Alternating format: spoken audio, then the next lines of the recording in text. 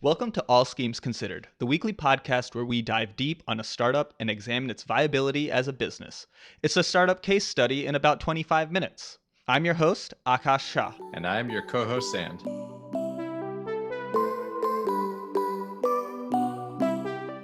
We're talking about QuestDB today.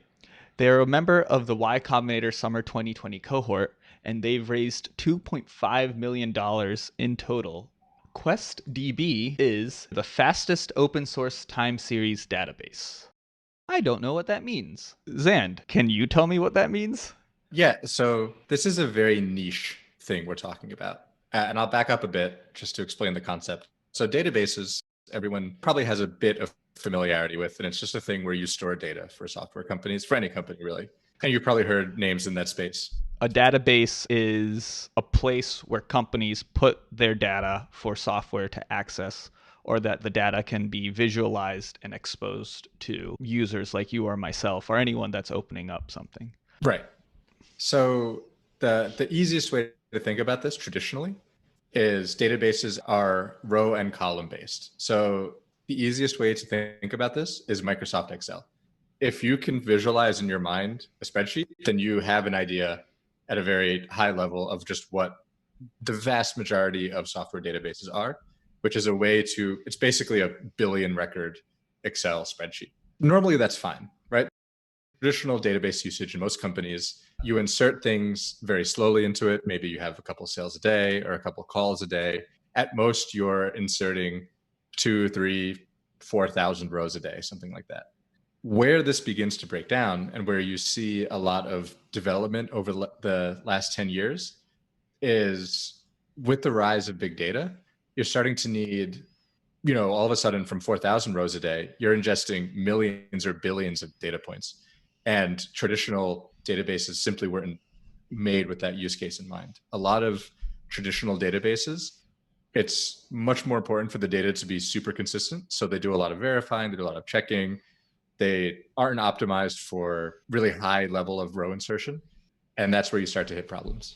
Right. So older databases, the stuff that has existed for 40 or 50 years, they aren't built for the amount of data that is being created nowadays. The sheer volume of information that companies can collect and have, the databases that they use right now aren't really made for that. It's kind of like they're trying to write a novel in the Apple Notes app. Right. That's exactly right. And you even see this in the evolution of the way that people conceive of databases. 15 years ago, it was already starting to shift, but the common wisdom for a database was get the biggest machine you can possibly find, the most memory and the most hard drive space, and that's what you got. That's your database. But now we're at the point where the data you have might need to be on 10, 15, 20, 30, even 40 different machines because it's just too much data for any one computer to handle. Does that make sense? So, ever since the rise of the internet and the rise of big data, we've seen databases struggle to handle the enormous amount of data that's being generated. Has there been any changes in the past 2 decades? So, since 2000, since the rise of Google and Amazon, that's kind of helped engineers manage gigantic, enormous amounts of data. Yeah, absolutely. And the way this happened is you start to see databases specialize, right? Think of it a bit like a car, right? You had the Model T, you didn't have trucks or you didn't have sports cars, you didn't have hatchbacks. But as the needs of the consumer changed, cars started to specialize. And that's what we're seeing with databases. Now you have your trucks, they're slow, but they carry a lot of data. You have your sports cars, these kinds of things. What we're talking about here specifically, time series databases, is kind of a truck that's also the sports car. And this is in the past, I'd say 5 years, something that a lot of different companies have been trying to solve. So until now, people kind of were able to get by with either a truck that could handle large amounts of information, but not necessarily accelerate and move very quickly, or they could handle a sports car that could handle a smaller amount of information, but could analyze your data very quickly.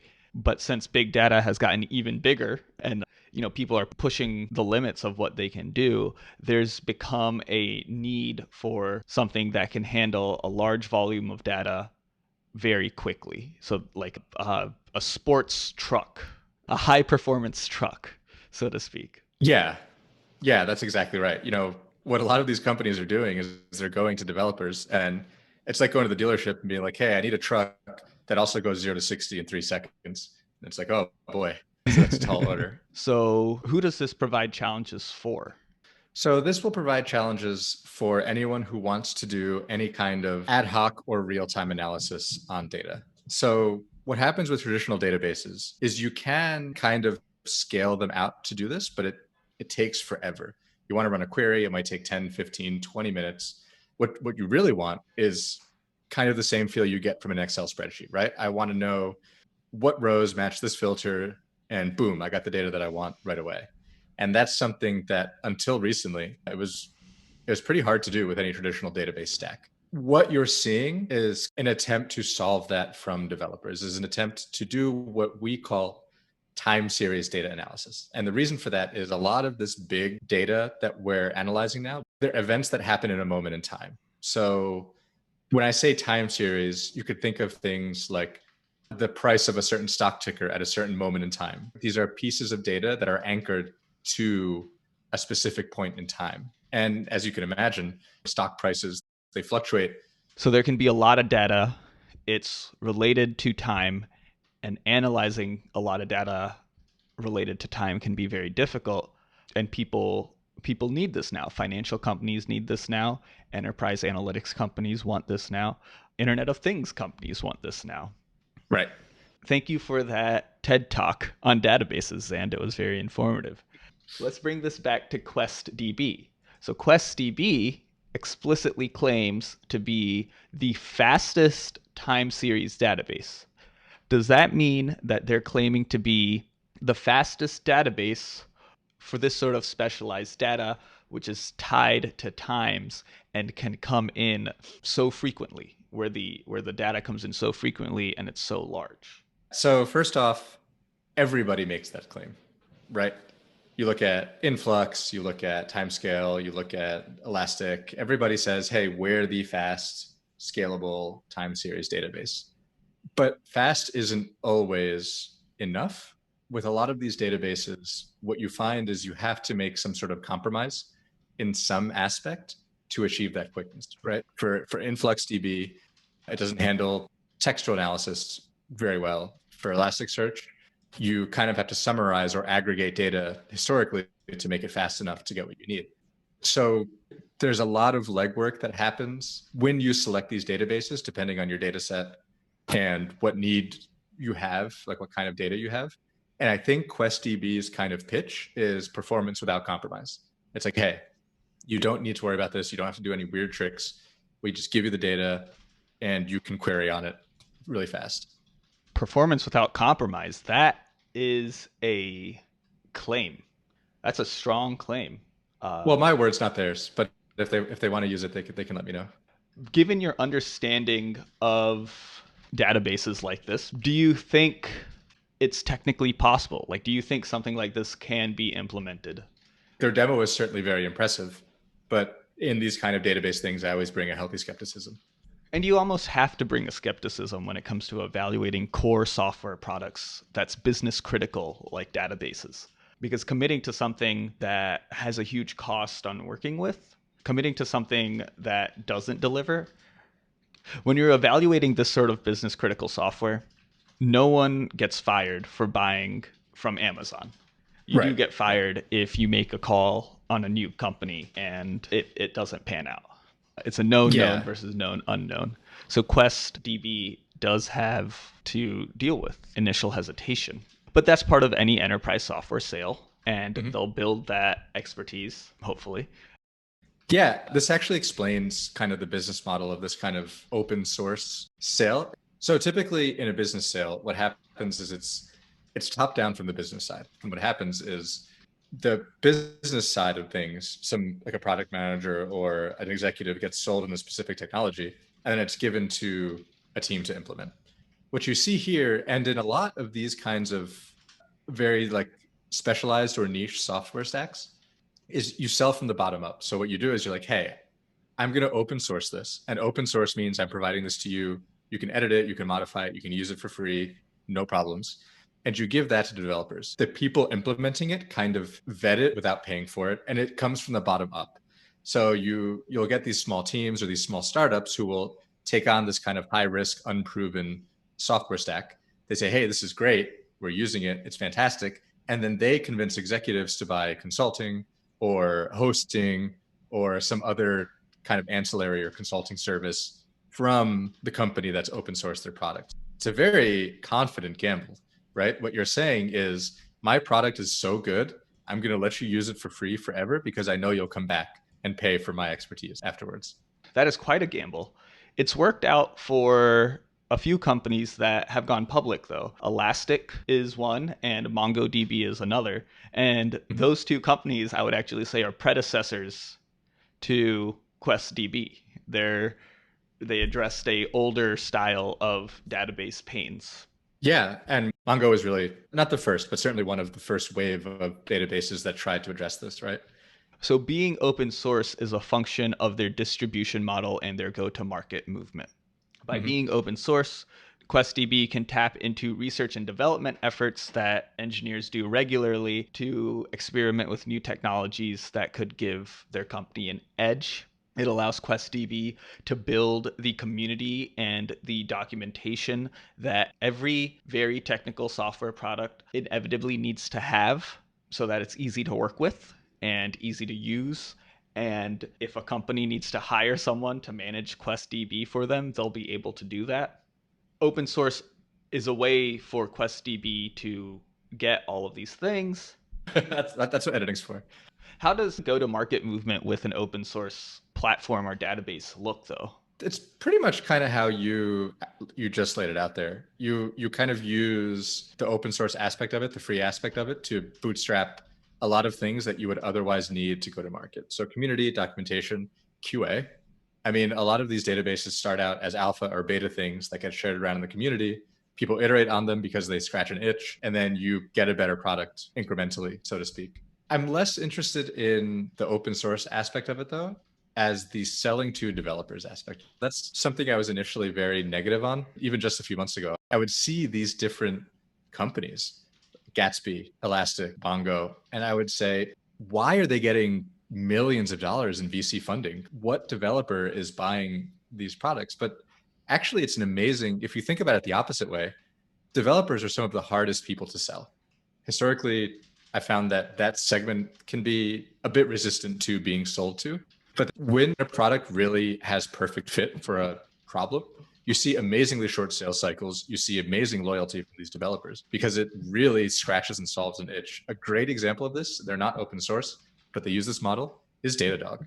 Datadog is like task manager for a fleet of computers instead of just your own computer. Yeah. And the loyalty, and I don't know if they're public. Datadog went public last year and they are doing very, very well. Yeah, and same for Elastic.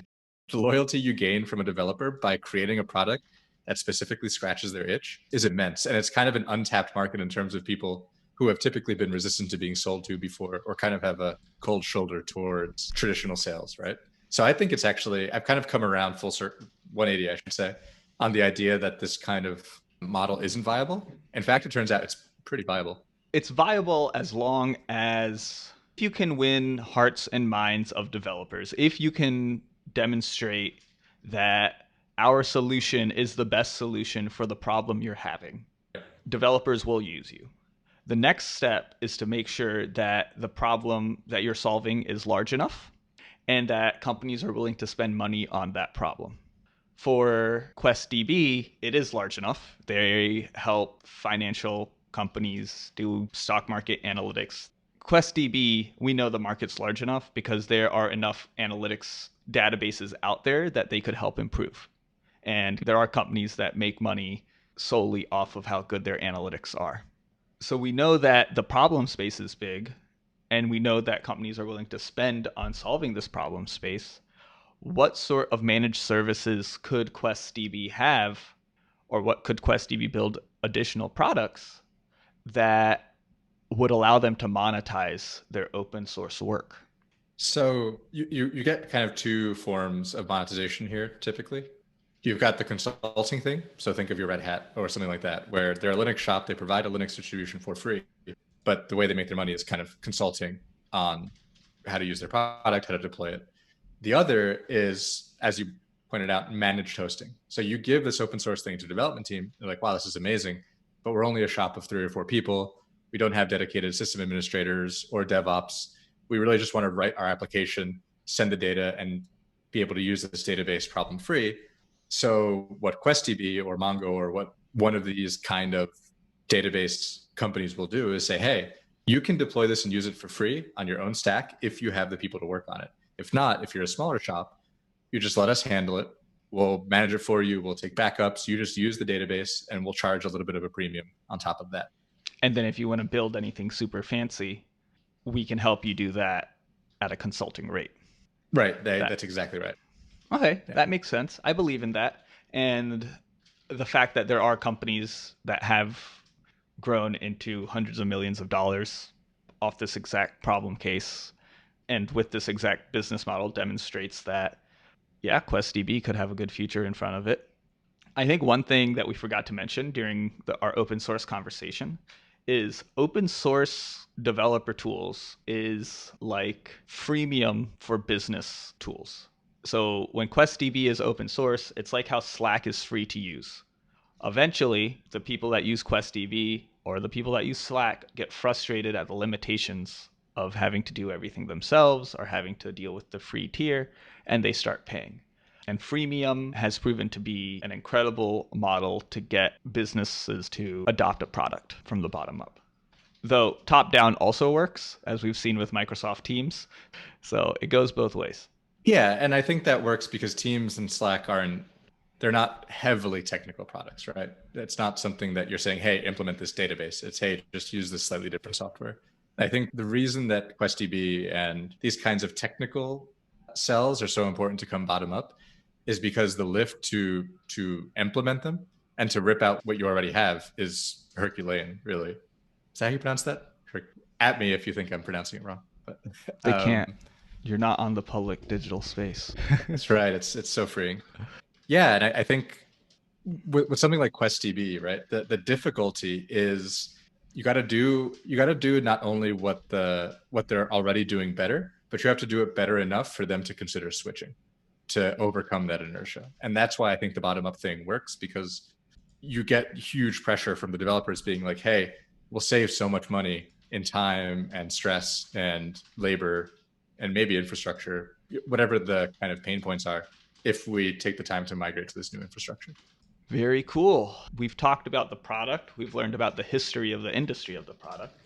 We've talked about the sheer need for a product like this. And we've even discussed their go-to-market. Let's talk about whether or not it will be a good investment, or what's required for QuestDB to be a good investment. They've raised $2.3 million in a seed round, $2.5 million in total. For a 10x return on their investors, that means QuestDB needs to sell for $25 million. For QuestDB to sell for $25 million, they probably need to make around $5 million a year. I feel like if you're enabling financial teams and machine learning teams to move a lot faster and be better, it's definitely possible to find 5 companies that will give you $1 million a year, or 50 companies that will give you $100,000 a year. Yeah, and I think you definitely hit the nail on the head. Many companies are already spending $200,000-$300,000 a year in analytics databases costs without breaking a sweat, because it's so important to their day-to-day operations. I think certainly you could get someone to pay you a little bit more than that, even, you know, if it really does solve a problem elsewhere.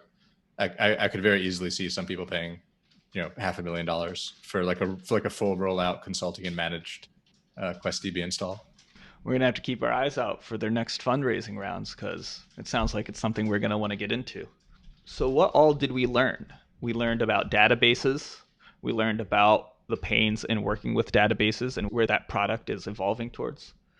And we learned how QuestDB can be the next evolution of this space. And we learned how QuestDB is using open source and why open source is so important for a product like QuestDB. Is there anything you think we missed? The takeaway for me really is I think I was a little bit, for the past year, I think I've been pretty down on this kind of business model and go to market. And it's not until recently that I kind of saw why VCs would be moving into the space and why these companies are going public now. So it's definitely something that I was slow on the uptake on in terms of seeing the potential value of this sort of business model and how you can monetize it. Sounds good. Thank you for listening. We'll see you next time. Adios. Later. Thanks for listening to this episode of All Schemes Considered. It means a lot to Xand and I. If you enjoyed this episode, make sure to subscribe and check out a few of our older episodes. We're available on our website, allschemesconsidered.com, and every podcatcher under the sun. If you really want to make our day, consider sharing it with a friend or coworker.